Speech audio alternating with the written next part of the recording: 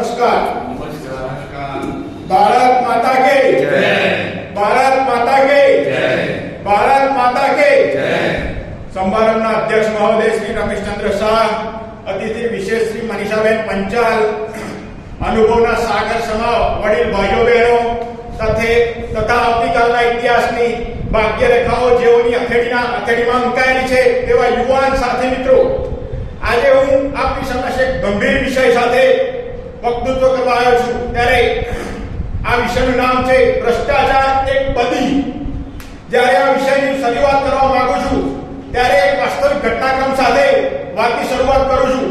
આ વાસ્તવિક ઘટનાક્રમ છે, ના કોઈ લાભ લપેટ સાથે વાત કરું છું। વાત શરૂઆત કરું તો 2010 ની વાત છે। Road and building department government તરફથી એક ડિપાર્ટમેન્ટ છે જે બ્રિજોનું રોડનું કામ કરે છે। તેમાં અલગ અલગ પોસ્ટ હોય છે।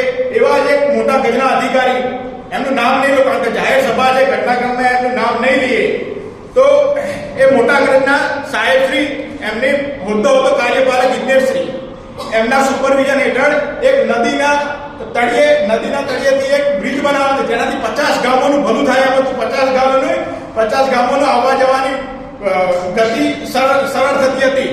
તો આ અધિકારીએ આ કામની પ્રોસેસ શરૂ કરી। સરકાર ખૂબ રસ દાખવતી હતી આ કામમાં, અને આ અધિકારીએ એના સુપરવિઝનમાં 100 માણસની ટીમ સાથે કામની શરૂઆત કરાવી।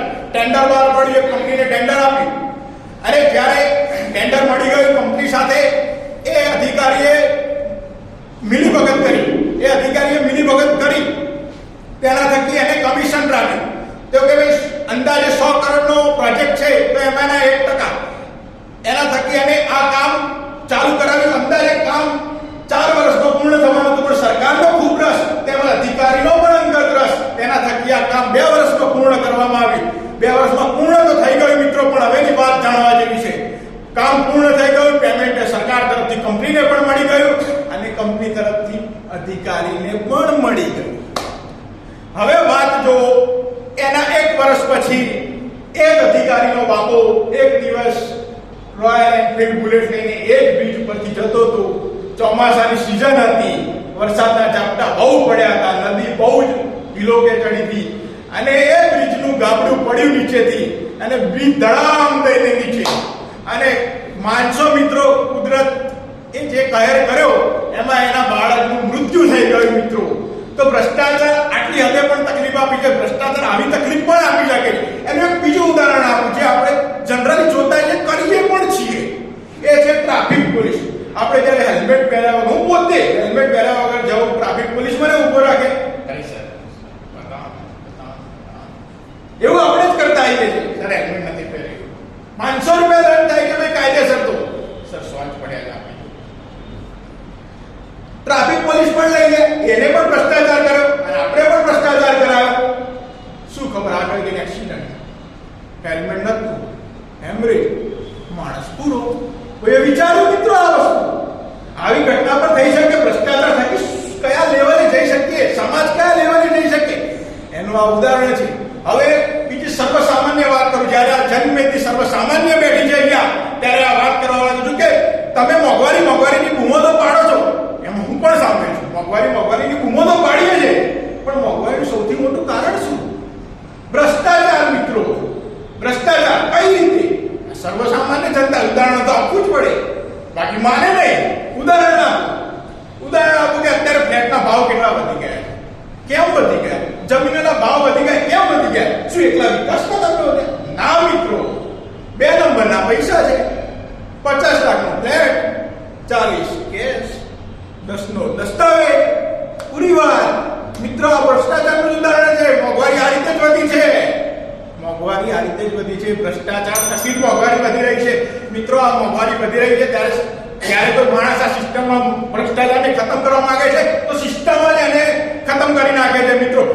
આ ભ્રષ્ટાચાર દેશની ઇકોનોમીને સાયલેન્ટલી ઉઠાવી જેમ થઈ રહ્યો છે મિત્રો। અને જ્યારે આપણે એકત્રિત થયા છીએ ત્યારે હું ભારતની સંસ્થાઓના, વર્લ્ડની સંસ્થાઓના સર્વે દ્વારા જણાવું કે આજની પેઢીનો ભ્રષ્ટાચારની અસર બહુ નહીં વર્તાય, પણ આવનારી પેઢીને ભ્રષ્ટાચારની અસર એટલી વર્તાશે કે રહેવું મુશ્કેલ પડી જશે મિત્રો।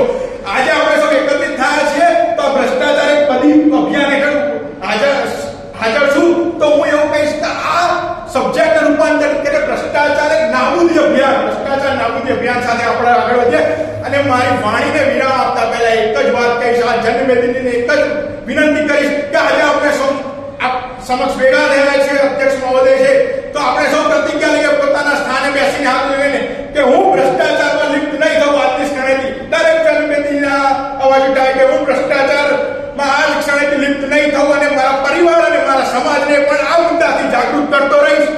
મિત્રો, આ પ્રતિજ્ઞા થકી આપણે આ મુદ્દાઓને લઈને સમાજમાં જવું પડશે, નાની ઇવેન્ટો થ્રુ જવું પડશે, તો જ મિત્રો આપણે આ ભ્રષ્ટાચારને હટાવી શકીશું, ભ્રષ્ટાચાર નાબૂદ અભિયાન સફળ કરી શકીશું. મિત્રો, મારી વાણીને વિરામ આપતા પહેલા એટલું જ કહીશ કે આપ પણ આ ભ્રષ્ટાચાર કરશો નહીં. ભ્રષ્ટાચાર એક બદી છે, ભ્રષ્ટાચાર ખાઈ જાય છે, ભ્રષ્ટાચાર માણસ પણ ખાઈ જાય છે. મેં માણસનું પણ ઉદાહરણ આપ્યું, ભ્રષ્ટાચાર પૈસા પણ ખાઈ જાય છે, પણ પૈસાનું પણ ઉદાહરણ આપ્યું. મિત્રો, મારી વાણીને પૂર્ણ કરતા એટલું કે જ્યારે આજથી 10 વર્ષ પછી આપણે મળીએ ત્યારે આપણે એક જ વાત કરીશું, ભ્રષ્ટાચાર એક ભૂતકાળ હતો. ભ્રષ્ટાચાર એક ભૂતકાળ હતો. બસ આપ સૌને એક જ વિનંતી કે ભ્રષ્ટાચારને પોતે ફલીભૂત ના કરશો, પોતે એને પોષશો નહીં, પોષવા દેશો નહીં.